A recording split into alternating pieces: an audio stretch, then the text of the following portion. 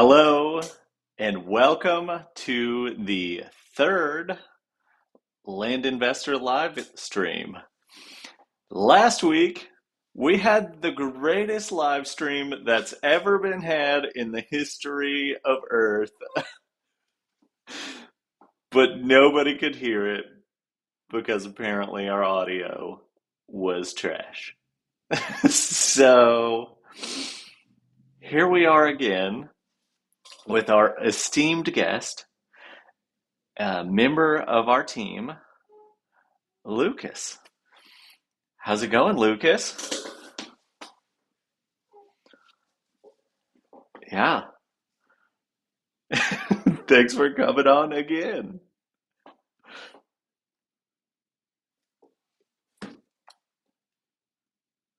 Yeah. So Lucas is on our team, and he handles a lot of the marketing uh, for us. Lucas, why don't you tell us a little bit more about kind of what you do for Expand Your Land?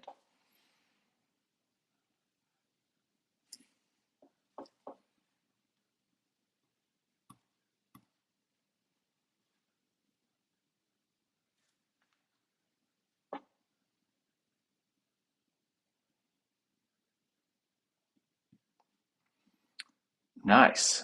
Um, I'm getting word that your audio is not coming through. So everybody hang tight.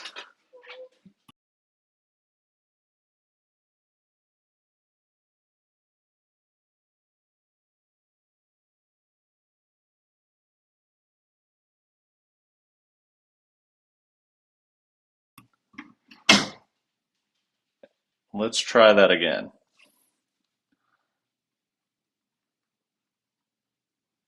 I, I think it may be working.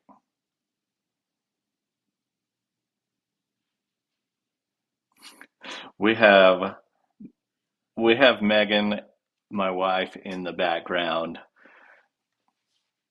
doing the tech check, seeing if this is all actually working. Someday we're gonna get this down. I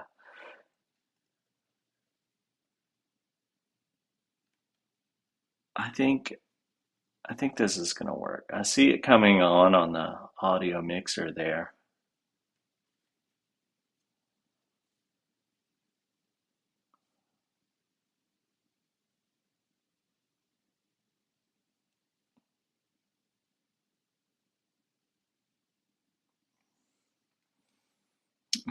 Dang it. Okay.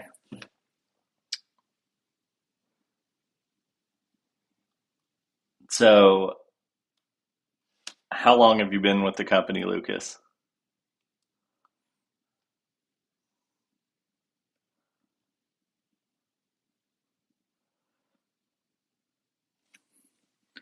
Nice.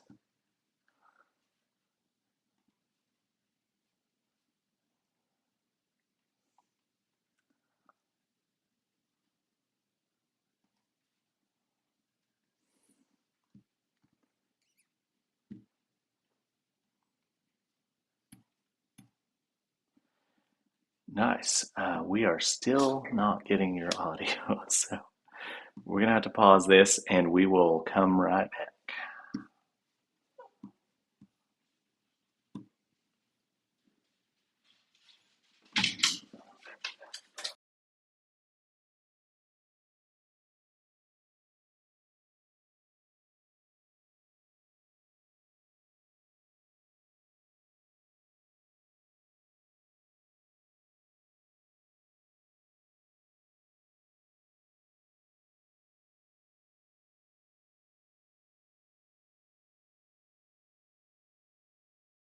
So,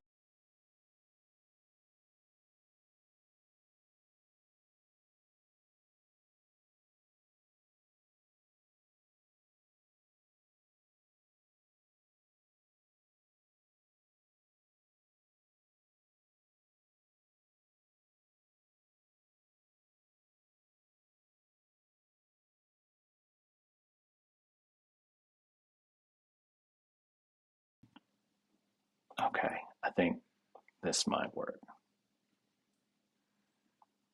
What a mess. Okay.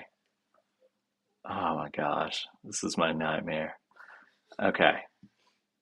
It's really bad if you So, have 9,000 people. yeah, I know. Okay, Can you hear now? to find out.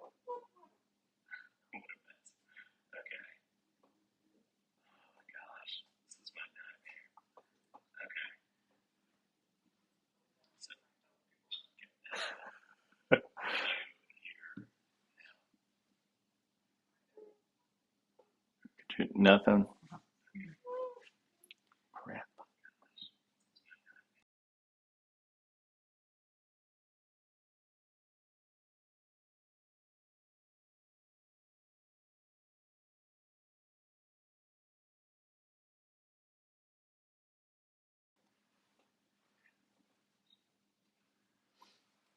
So this may work.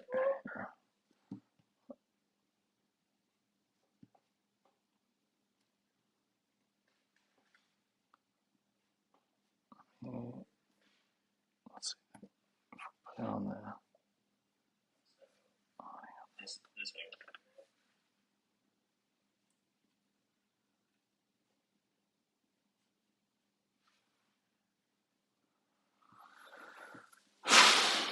Okay.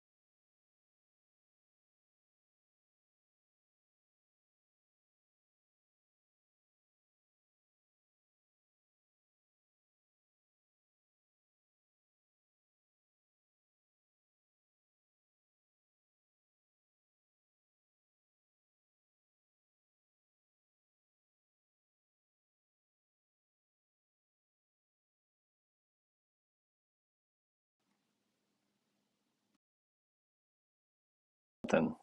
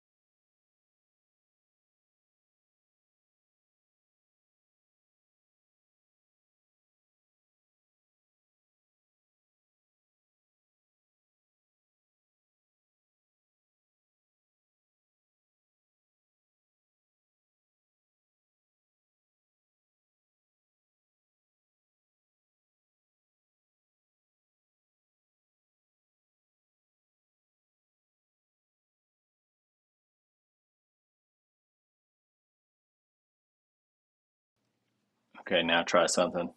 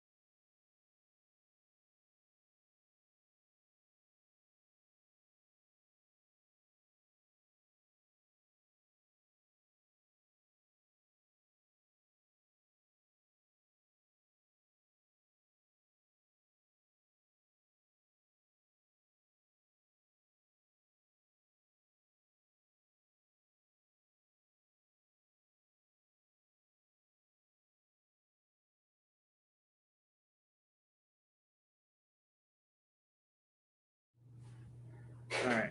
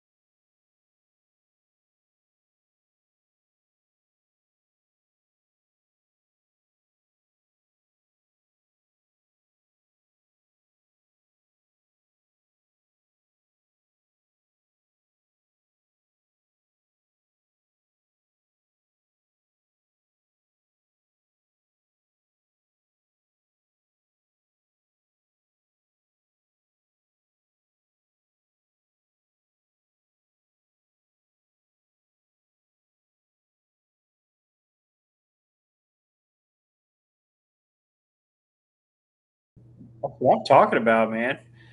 Less is more, right? Less is more. Yeah. So I put it in marketing, the PDF. I'm Okay. about to, I should say. There it is. All right, off it goes. There it goes. Courtesy of ChatGPT, which means I'm sure there'll be one tiny vital piece perfectly missing. Okay. Megan said she just heard you. All right. Oh yeah, we got words. Here we go. We got words. Here we go. Hold on, take a second. You can take a second. It's too late. We're Oh, is already it? going. We're Okay, all already right. going. For anybody that may or may not be here, we have maybe solved the audio problems. So, We persevered. after many tribulations, we've made it. This is our second attempt at the Land Investor live stream with our special guest, Lucas. Lucas is on our marketing team, and he's laughing because we've been at this trying to solve this audio problem for the last like 30 minutes. So we Yeah, finally so made it. we got it. We did this live stream last week, and there was absolutely no audio. And it was heartbreaking because it was the greatest live stream that's ever happened in the history of mankind, and you'll never get to see it. So you're going to get our second best live stream of all time. And Lucas, tell us a little bit about how long have you been on the team? So I came on 8 months, roughly 8 months ago, and started helping with marketing and talking with the customers directly about any questions they may have or information they were seeking. And it's been really nice to come in here. It's been a great environment. I've really appreciated uh, the back and forth. The going back and forth and the spitballing, like the brainstorming. It's a lot of fun. So I've really enjoyed being here. Nice. Well, we're just like so blessed to have you, and it's been the pleasure's been all ours. You've had some really interesting experiences when it comes to raw land and getting out there on the land. Tell us a little bit about Hawaii. Well, even a little bit before that, I decided to move to an eco village in Missouri, where I was interested in the time at sustainable building practices, and that kind of segued into an opportunity that came up in Hawaii to homestead for a number of years. And so we went out, myself, my partner at the time, and our daughter, went out there and we lived kind of out in the boonies for about 5 years, growing our own food, building up a little compound, a little pond, little covered porch, solar powered stuff, uh, and kind of made a real good run at taking some raw land and turning it into a working homestead. Nice, man. So, what's an eco village? Well, in this case, it's an interesting term. Not a lot of people hear it, but it's basically it's an intentional community that is designed around and guided by you know uh, ecological standards, environmental sustainability, and interpersonal sustainability in some ways as well. Okay. So, you're basically you're out there and you're trying to build houses from trees you're cutting down, or like how deep does this go? We would use not necessarily. We stro in Missouri. There was you can't. It's kind of out in the farmland, and so there's not really an awful lot of trees. And they were actually out there trying to restore uh, some prairie land that had gone. I think it's called fallow, where it didn't really produce very much anymore. And so Okay. they were out there to do controlled burns over these large areas to make sure that they get the natural cycle of burning and reconstituting the soil. And yeah. But it's just basically an intentional community that kind of came together around environmental values. And that Nice. kind of segued. I ended up, some of the skills that I learned there. I ended up, making some friends that happened to have some property in Hawaii that their father had willed them, and so they said, well, and they had, and this is out in the boonies, right? And so they had moved stuff out there into a house that was out there, and they were coordinating this from Texas, and so they'd move a 6,000 gallon cistern, above ground cistern, out there. The next day it was gone because there's nobody out at the house. Oh And man. so yeah, and so like they lost quite a few things like bathtubs, some appliances that got moved into the house, and because nobody stayed out there, folks will go out there and they'll find that stuff because it's not guarded. And the worst thing I think was that 6,000 gallon cistern, above ground. Yeah, Man. So you just rolled up there and it was just gone one day. It gone. was, man. Yep, Uh, they took the gate apart. They were very nice about taking our gate apart. They took it apart. They set it aside. They didn't damage anything, but they took the whole cistern. well, that was really nice of them, I guess, right? Considerate. Yeah. Yeah, so nice. So when I picture Hawaii, I picture the beach, this nice resort. What That what's was not a that the was real so world like? yeah, the beaches are there. We frequented the beaches, but we lived on the Puna side of the Big Island. Anybody that's been out there understands that is the rainy side of the island. It rains there quite a bit. Um, and so, and in our area, the area that we were in, it hadn't been like, it was an area that they had driven some big dozers through in a grid pattern back in the 60s. And that was the last time the roads were tended by anybody. And so it was, the first 2.5 miles in or out was, you could get by with two-wheel drive, but you better have something with a lot of ground clearance, but more or less it was four-wheel drive. And if it rained hard, you couldn't get out. We were on the edge of a floodplain. So anytime we caught heavy rain, which was fairly often, we were cut off. And that's something we see a lot in the land business is when these subdivisions were made, they put in a road and then they never did a single thing with it after Yeah. that day. Yeah. And these roads, nature just kind of takes them back after a while. So, Yeah. And you can't fight the water no matter what. You're not going to be able to fight that water. You got no, to know where it lies. Yeah. you got to let it just go Yeah. the direction help it go the direction it wants to Yeah. go. Yeah. Yeah. Uh, man, well, that's pretty cool. So, what were some of the challenges that you kind of expected when you got out there? And then what were some of the challenges you maybe didn't expect when you were trying to Okay. develop this land? Woo. I got some good stories, man. Okay, so what I did expect, we expected the house, the main house up front. It had been basically left as a frame for about 8 years, so the jungle had grown up right up to it. And just a couple months before that, my friends that owned the property had gone out there and they just cleared the area directly around the house.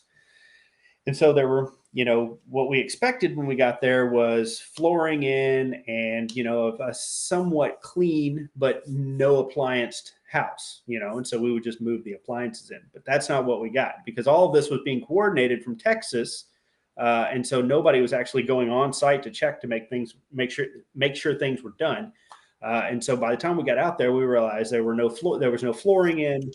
The house was not, in a livable condition. And so my partner and our daughter went to stay with some friends on Oahu. And I stayed there for a month in the middle of nowhere, pooping in a bucket. And we did. Like, there was no plumbing yet. Like, we had to get all that stuff in. And so for a month, I was out there.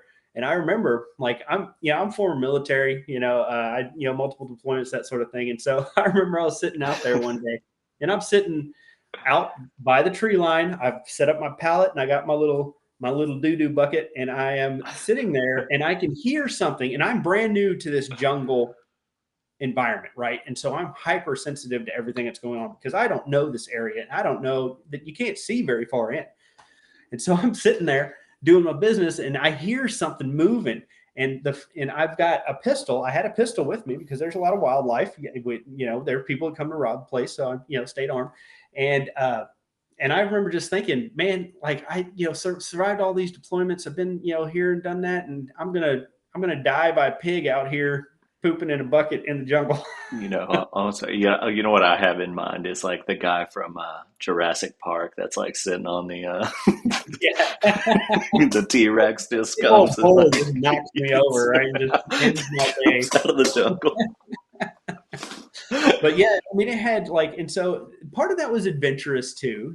I've been on multiple deployments, like in many places, and so like to me, it was kind of like a mini deployment, and I enjoyed it. Like I enjoyed that kind of rush and that exhilaration of building something new, that feeling of kind of being it was like every time driving in or out, it was almost like a little mini safari. You knew you were on an adventure just going in and out of your house. And it was a wonderful feeling, but it came with a lot of challenges. I used to tell people all the time, they'd be like, "Oh, Hawaii's paradise." Yeah, it's paradise, but it's paradise with a price. Yeah, You got to work hard out there to make things work, and you have to work really hard to keep the jungle back because there's no winter and it just grows all the time at full throttle. And so it's not like having to mow your lawn once a week. I mean, I've got to get out there. I mean, that grass in a week, that grass will be a foot tall. And if I don't cut down a tree, a sapling in 4 months, that thing's this thick, and now I've got to bring out more equipment to move it. I'll never forget. You and I went out to look at some properties together, and there's these a couple of them. They had these gigantic, beautiful pine trees, and you looked at them and you're like, "Oh, absolutely not. This lot is not for me." I am not trying to cut that tree down. I had to do a lot of that out there. Yeah, and a lot, and for me personally, there were plenty of times like I didn't know what I was doing at first, and then for a while I did, and then after a while I realized that I still don't know what I'm doing as far as cutting some of these trees down because you never really know. Like it takes an expert to understand how those things are really going to fall and Yeah, where they're going to go and when they're going to go. Like sometimes you can get halfway through a tree and I am just wore out. I can't do it. I got to take a break, but you can't walk away from that tree because once you started cutting it, you cannot walk away because it's a danger to approach it at that yeah, point. true. And so, you're committed. So let's go back to utilities. Okay. So, what did you have to put in a septic? So we had a cesspool. It was grandfathered in. They don't actually allow them in Hawaii anymore. What is But that? so a cesspool is basically it's a hole in the ground where it all goes, and your wastewater goes, and it percolates down into the ground. Yeah, I know, and so think about water tables, right? Not necessarily the most sustainable way of handling waste. But the house was built, 8 or 10 years before we got there, and so it was put in then, and so it was grandfathered in. But I think they require other means of dealing with it at this point. Um, yeah, that's always like the biggest, one of the like first, most immediate challenges people have to overcome when you get some land is like one of the first things you have to put in before you put the foundation, for everything. You got to put that septic tank in. Depends on a lot of things on how much it's going to cost, but pretty much Yeah, 10, $15,000 bank on that, on yeah, day one. yeah. Yeah, Um, we had water catchment, and so we had okay. of course it rained there all the time. We So one what's time it water didn't rain. catchment? Water, so our roof was uh, made of galvanized steel, and Okay. so it runs. The gutters catch it, and they run it all to that cistern that I told you about before. Yep. We had another one, of course, that we brought in. Holds about 6,000 gallons. And out there, it rained so much, it was rarely ever a problem that we were anything close to low. So And so, is yeah, 6,000 gallons, is that enough to take so that was, showers every day or? yeah, that's enough. 6,000 gallons. Well, I mean, so it depends. Like, it depends on what your rate of rainfall is. For us in Hawaii, like we didn't have to worry about how much it held. I think we had one drought that lasted maybe a month, and we got kind of close to the wire. We almost called for water delivery, but we didn't need to. And it was a family of three, a young child, two adults, and we took showers every day. We took baths every day. We lived a regular life with washer, dryer, and everything. And 6,000 gallons would get us almost a month. Nice. Um, so what about electricity? So electricity, when we got out there, there was only one power pole way up by the road, and I had an extension cord plugged into it, and that's how I had power. There, I didn't even have light in the house. Yeah, like at night it was eerie. So but it took us, and I think it cost $3,000 or $5,000 to put that pole in, and then we eventually had them bring one closer over to our property, and I believe that one was another 3,000. I think for the second pole. Uh, and yeah, and we actually had kind of what's called a spaghetti lot. It's thin, but it runs deep. We had two of them actually, Okay. but they're just it's 3 acres, but it's a skinny 3 acres, um, and yeah, and so we wanted to run power all the way to the back of the property where we had our little compound that we had made, and we couldn't do it. Like it was going to cost too many poles. It was just way too cost prohibitive. So we ended up just getting a solar system in the back. Okay. Uh, did you have to get a survey? Yes, we actually went through that process a couple of times. The first, actually, three times, because the first two times they did not complete the survey. We didn't go out there with them. The third time was the charm, where we actually traced them and followed them and actually helped cut part of the property line ourselves. I actually have a knot. This is okay, I'll tell it. I have a knot right here because there's guava trees there, and they're very flexible and they're very thin. These guava trees, it can also be like 50 feet tall, right?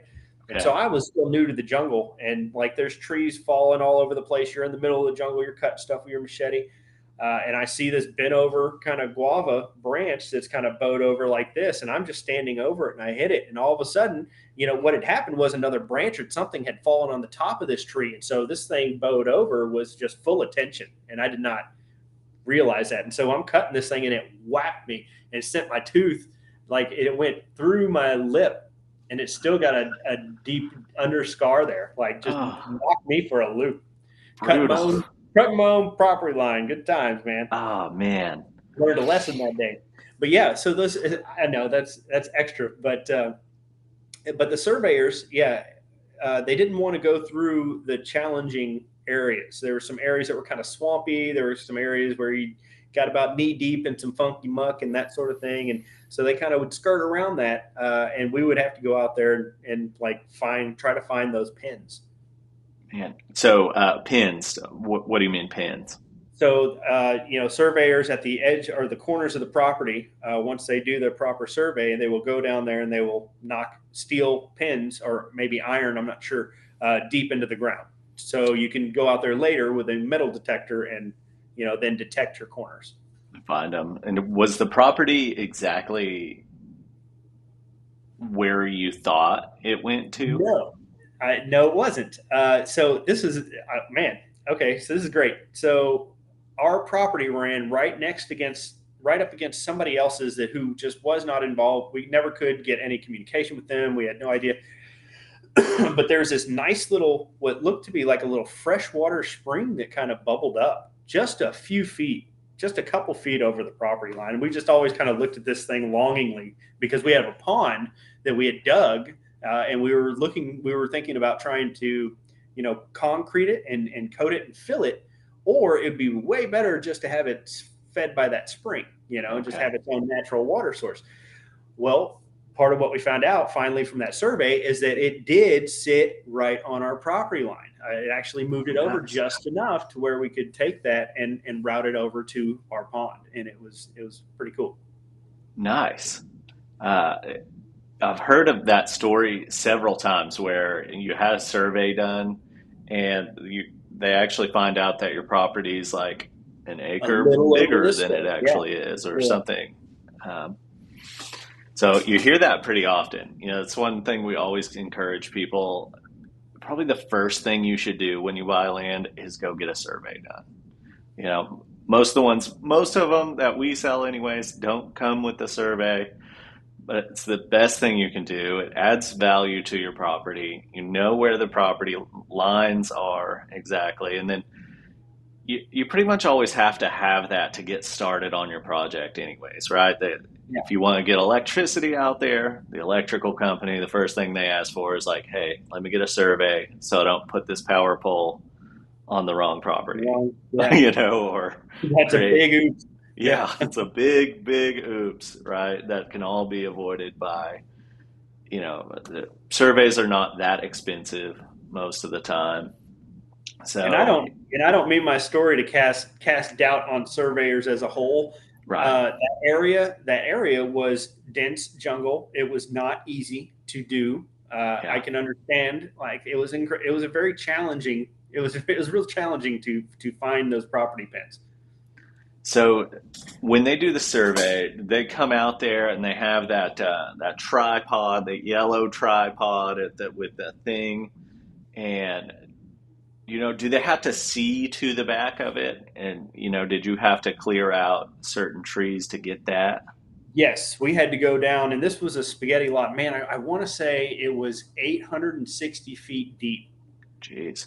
And so we went, yeah, and so we had to go from the road 860, and then I want to say 125 or 150 wide, and then come all the way back down. And this is in like dense jungle. It's not flat.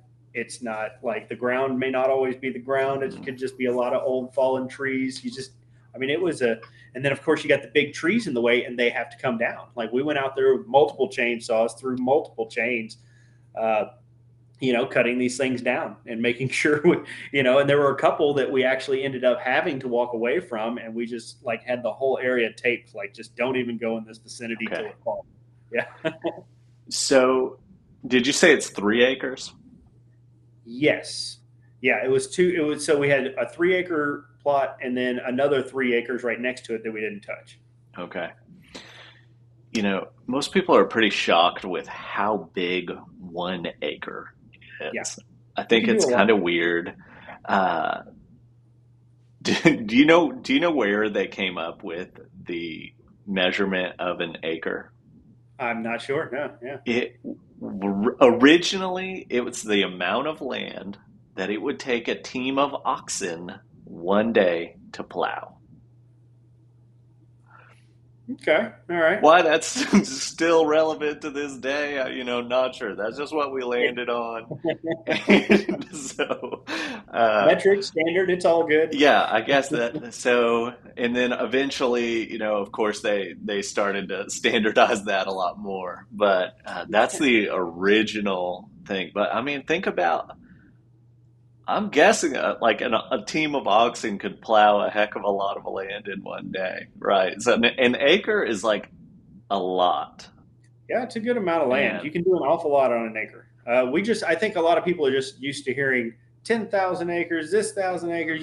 Unless you're yeah, once you start getting into wanting to buy, then, you start seeing the ones and the twos and the fives. But a lot of times what we hear about are large acreages, right? yeah. And you kind of got to think about like, what am I going to do with this property, right? Am I just going to have a house on it?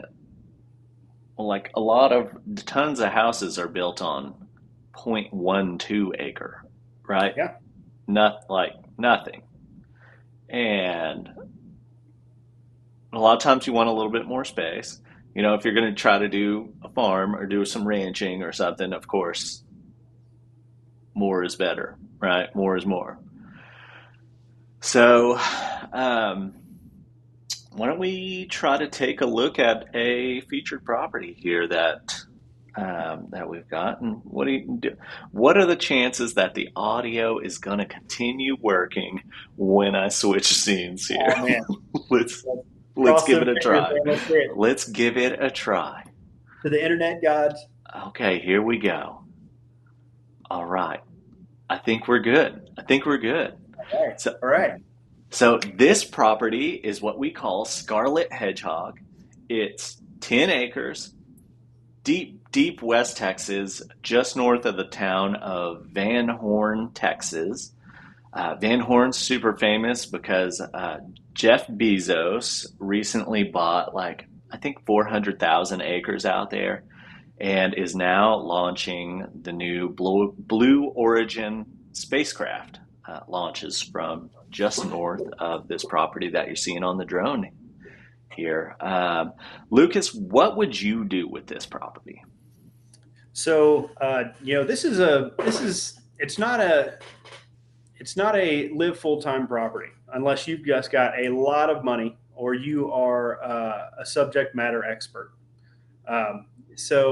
Otherwise, I think it's an excellent getaway property if you want to take your family out and get them into a desert ecosystem that's thriving. Like we don't often think of these places as alive, but they very much are.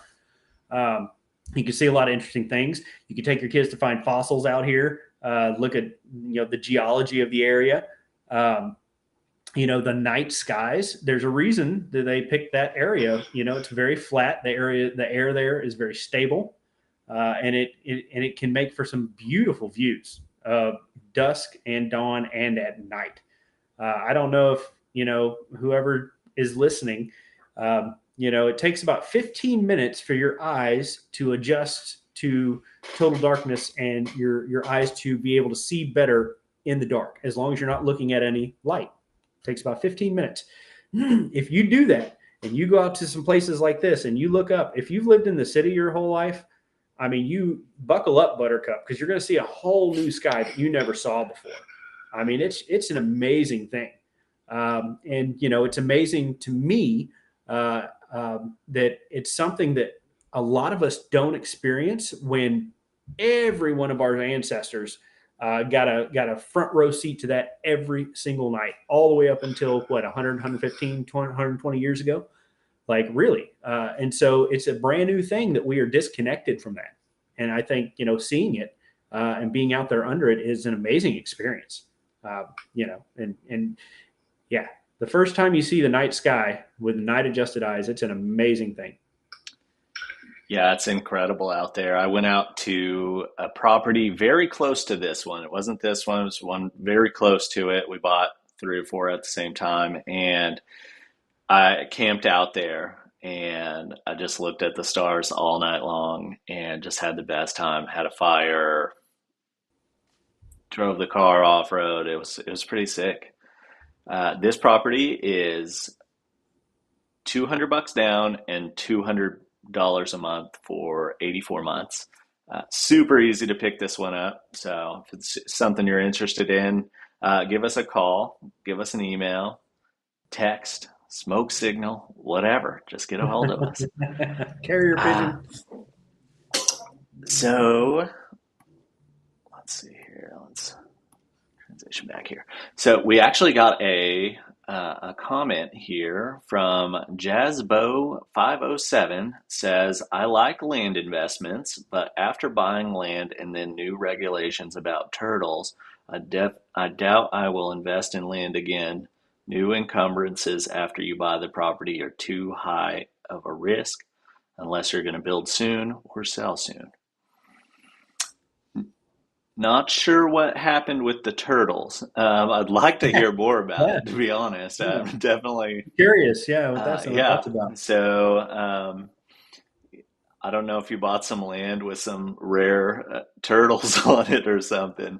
Um, I've not run into that, and we've bought well over 100 properties at this point. So love to hear more about that.